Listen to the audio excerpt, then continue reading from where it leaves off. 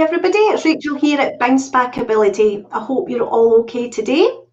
I'm really pleased today to be joined by Abbie, who is a client of mine, and I'm really thrilled that she's allowed us today to explain to us a wee bit about her experience of reaching out to Bouncebackability and our session that we had a few days ago.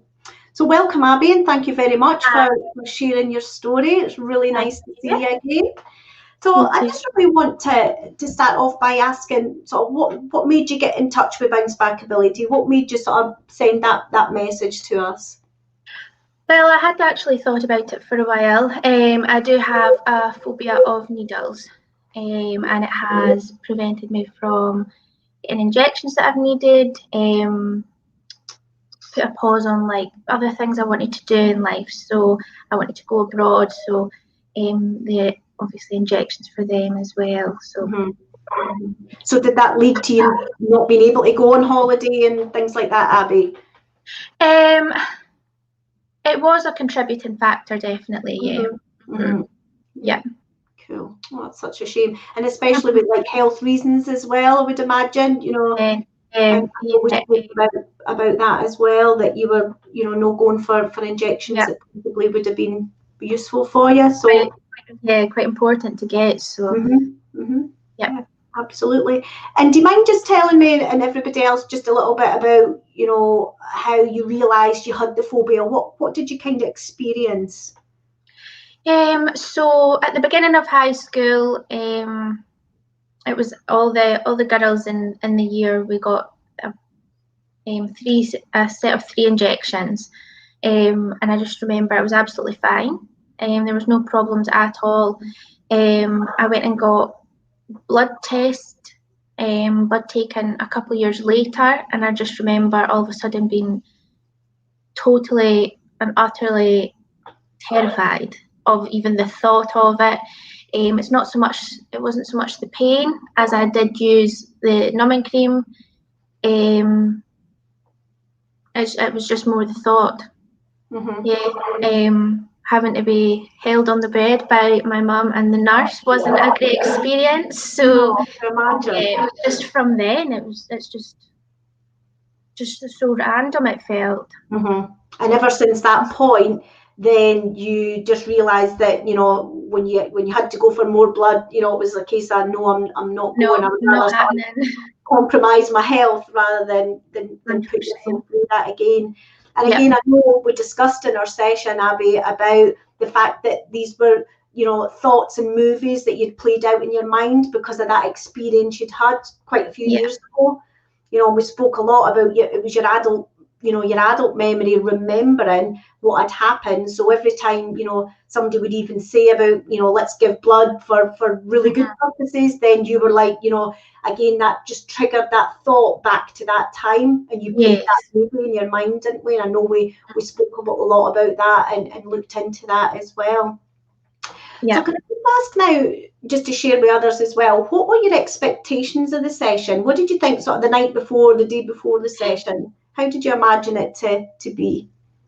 It was definitely kind of the stereotypical on TV, the kind of thing that you see on TV. I was expecting, like, you know, you're falling asleep and you're kind of unconscious and not. So I didn't actually have much of an idea. So completely different to my expectations. And were you feeling a little apprehensive about it when you're saying about the hypnotism type thing that you sort of thought it would be like?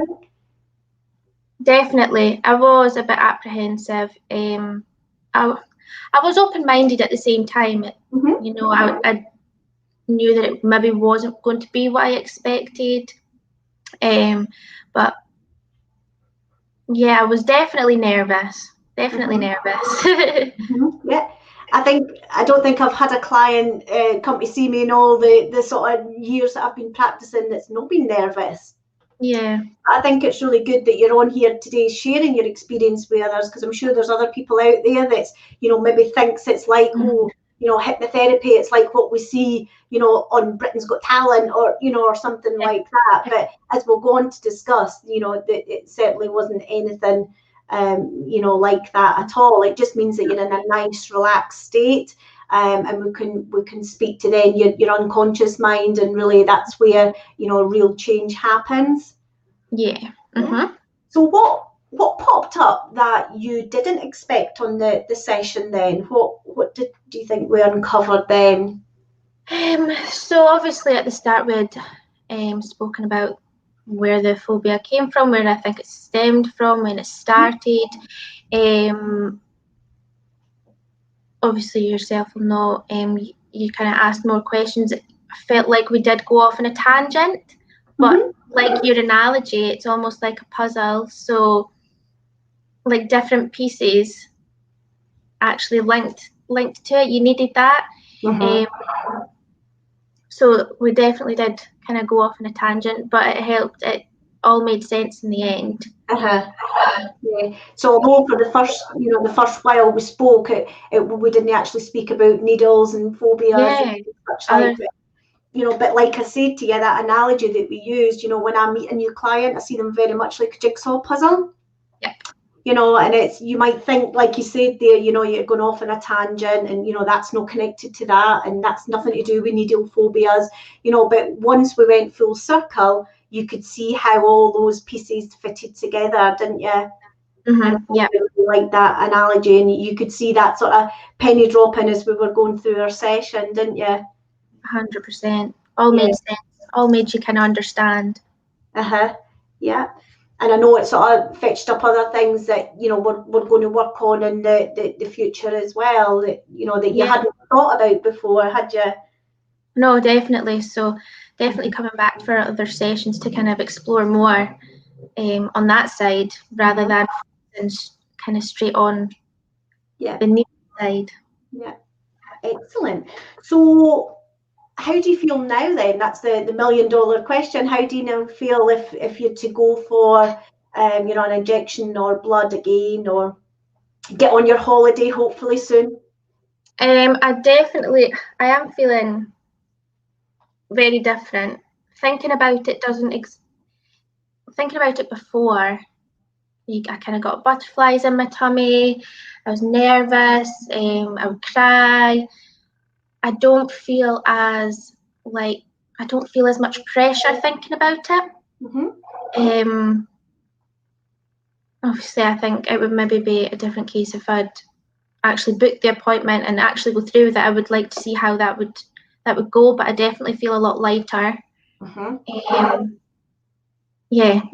as much pressure thinking about it. I don't kind of get that instant panic that I did before.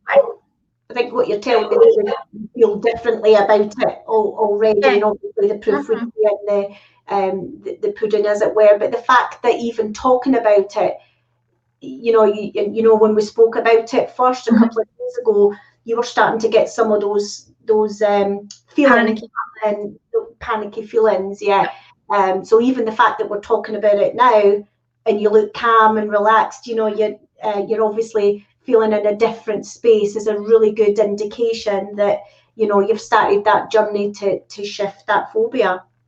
Definitely, yeah. Yeah, and you mentioned to me as well about you slept through your alarm. You slept that well? Oh God, yeah, definitely. Had a great sleep, recharging.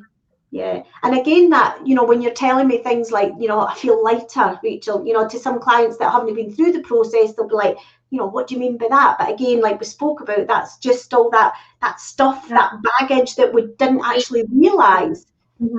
Yeah, we didn't actually realise that it's weighing us down so much until we've had a session. I wish I had £1 for every time a client said, I feel lighter, I feel different. I don't really know how to explain it, but I feel different. And that's, for me, that's good enough for me that somebody's feeling, maybe not sleeping through your alarm and not getting up in time.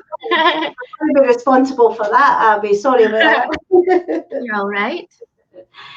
So I'd just like to sort of sum up what we've spoke about and just ask you, if there's people out there watching this, Abbie, that have got perhaps other phobias that's really holding them back, or say they're maybe feeling, you know, anxious about, you know, whatever it is that's going on in their life that they just feel, you know, they could do with some help with, and, you know, that being able to reach out and speak to someone, what advice would you give them with regards to sort of getting that appointment booked or seeking help in whatever form that might be? It might not be to come direct to us at Bouncebackability, but just to maybe go, you know, yeah, I think I need a little bit of a help with whatever's going on with them. What advice would you give them?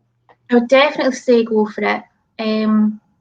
There's not much you can lose. If you try something new, then you're going to be gaining anything. You're going to gain experience in something that you've never tried before. Definitely go in open-minded as well. You don't know what you're going to come out with.